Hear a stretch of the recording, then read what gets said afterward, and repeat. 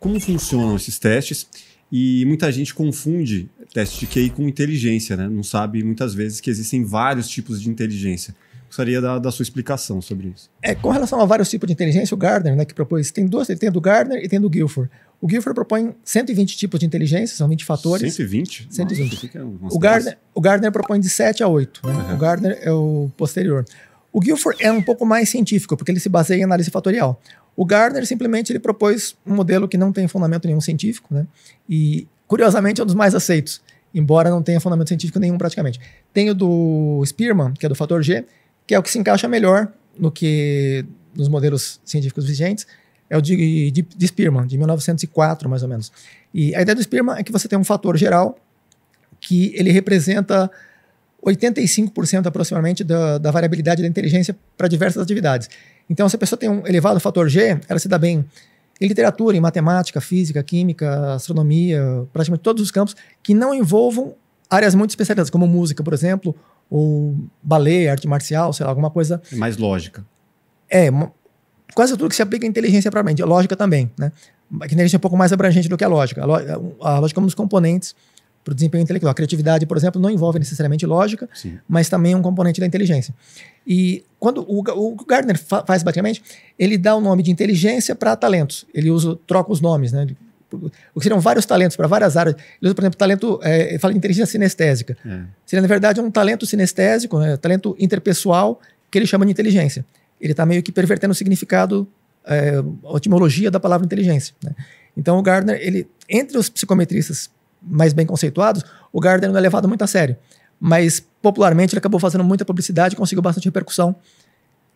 Principalmente porque as pessoas gostam dessa ideia de que a inteligência é muito mais abrangente, que cobre muitas áreas diferentes. De fato, ela cobre, por exemplo, Pelé era uma pessoa muito inteligente. Embora na atividade dele não fosse tão importante a inteligência quanto na astronomia, na matemática ou na física. A inteligência motora, né? A inteligência também para tomar decisões, para analisar distâncias, para tomar decisões do que é mais o menor risco, com maior probabilidade de sucesso. Sim. Então ele tinha que tomar muitas decisões. Né? O Garrincha, o Rivellino, eles elogiavam muito o Pelé com relação à rapidez que ele tinha de tomar decisões. Eles falavam que o Garrincha, acho que foi o Tostão que falou isso, que o Garrincha, você via que não dava para fazer e chegava perto ele fazia. O Pelé você via que dava para fazer, mas quando você via ele já tinha feito, né? Então, tipos diferentes de habilidades, sim, mas que o Pelé estava mais relacionado propriamente com a inteligência e o Garrincha mais com a habilidade motora, né? Motora sinestésica. Mas ambos tinham um talento muito acima, assim, não só acima do normal, mas acima dos melhores do mundo, inclusive, né? Mas eram muito especializados. A inteligência é útil também, mas só que assim, o Pelé ele tivesse talvez uns 140 de QI, que era bastante alto, mas não era muito útil que ele tivesse muito mais do que isso, né? Então, para ele, 140 era o suficiente, combinado com outras atividades, com outras habilidades motoras, para... O xadrez, por exemplo, ele precisa de inteligência, mas ele precisa de muito talento específico para o xadrez também, muito conhecimento específico, né? No boxe, por exemplo, também precisa de inteligência e precisa de outras habilidades específicas. Então, um bom lutador de boxe ou de qualquer modalidade de arte marcial, ele percebe quando você vai aplicar o golpe um pouco antes de você desferir o golpe, né? Então, o movimento do ombro, do quadril, ele identifica... Sim, até uma expressão facial, né? Pois é, ele percebe que você tem intenção de aplicar um certo golpe numa certa região. Porque se ele tiver que se defender, a partir do momento que você começou a desferir o golpe, ele tem 0,2 segundos aproximadamente para fazer o bloqueio. E não dá tempo, né? Sim. A velocidade do reflexo é um pouco menor do que isso. Mas com o passar do tempo da idade, né? Cada vez o reflexo vai ficar um pouco mais devagar. Então, se o cara tem inteligência... Exatamente. Então, se ele tem um critério para ele identificar com 80% de certeza, quando você vai desferir, antes de você desferir, e já começa a preparar o bloqueio, ele tem muito mais chance de se defender. O jogador, por exemplo, de goleiro de futebol, daqueles de campo menor, né, ou de hóquei, o goleiro... Futsal, que você tem um gol menor e uma distância menor entre os jogadores, então você tem também que ter um reflexo muito rápido, ou você tem que identificar para onde ele vai chutar antes dele fazer. Com certeza. Né, prever o movimento que ele vai fazer.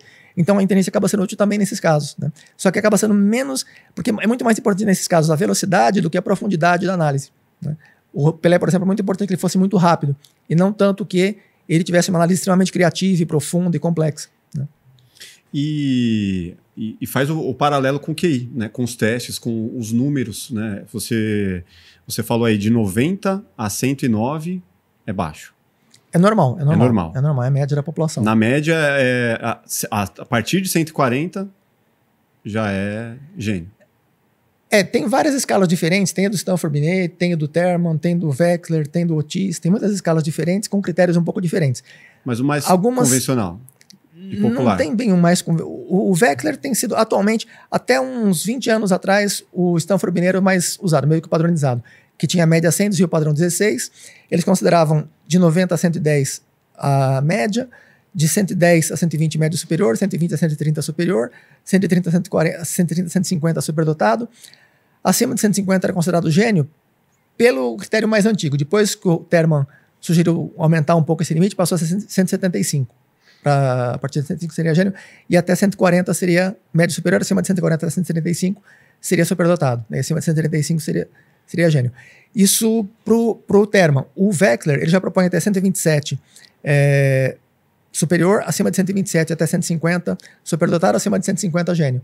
Então tem muitas escalas diferentes, não tem um consenso em relação a isso, né? Entendi. Você acha que com a evolução dos estudos e até as formas que a galera usa para poder estudar mais, como Ritalina, Vinvance, coisa do tipo, você acha que esses testes tendem a mudar?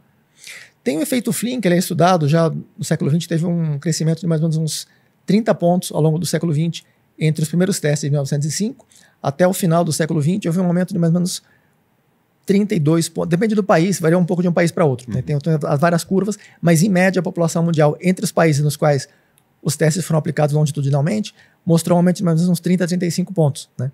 Então houve, só que não se tem certeza se isso reflete realmente um aumento na inteligência ou se é um treinamento das pessoas, porque elas vão... Teste psicotécnico, por exemplo, que faz para habilitação, depois ela faz o teste, depois que já tinha feito ela já tem uma noção melhor. Sim. Não é a primeira vez que ela vai fazer. Ou até mesmo em revistinhas, né? Muitas revistas na internet, agora encontra muita coisa. Então, isso pode ter influenciado, aumentado o score no teste sem que reflita de fato um aumento na própria inteligência. E sim mais um treinamento. Outro fator é que pode ser a motivação. Né? Isso se observa muito, especialmente em países onde você tem uma renda mais baixa e você melhora a qualidade de vida, a pessoa se sente mais motivada para tentar resolver os testes do que num país em que a pessoa está preocupada em apanhar do pai em casa, em ter comida em casa, etc. Então, quando você melhora a qualidade de vida da população mundial, você reduz a pobreza, reduz a miséria, você aumenta também os scores, não porque tenha de fato aumentado a inteligência, porque aumentou a motivação das pessoas em se empenhar em questões que seriam menos importantes, né? Porque o teste é meio que um desafio sem tanta importância. Sim. Então a pessoa pode ter um score muito mais baixo, não porque ela não tenha um QI suficiente, mas porque ela não é importante para ela fazer aquilo. Ela quer terminar logo e ir para casa. Ela não está empenhada em fazer o melhor que ela puder.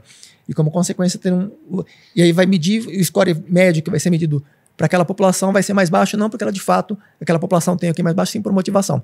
E ao longo da história nós observamos uma melhora na qualidade de vida, a alimentação, né, tem melhorado nos últimos 100 anos praticamente. A expectativa de vida aumentou, né, dobrou praticamente dos anos 1910 até 2010, sim. Dobrou a expectativa de vida, a altura média também aumentou. Isso teve aumento até mais ou menos nos anos 80, 90. De 80 e 90 para cá, tem aproximadamente mantido sem aumento significativo e até alguns indícios de redução, tanto no QI quanto na altura. Né?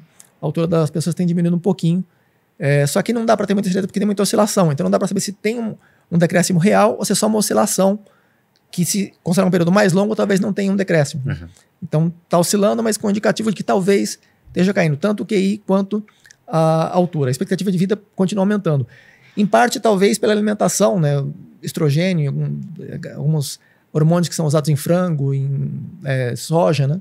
Então isso pode de alguma forma estar influenciando também. Se você gostou desse corte, com certeza vai gostar do episódio completo. Vá aqui na descrição e pegue o link e saiba muito mais sobre QI, sobre inteligências, sobre o futuro e muitas outras coisas com Hindenberg Melão Júnior. Se inscreva no canal, deixe seu like e até o próximo Plugado Podcast. Valeu!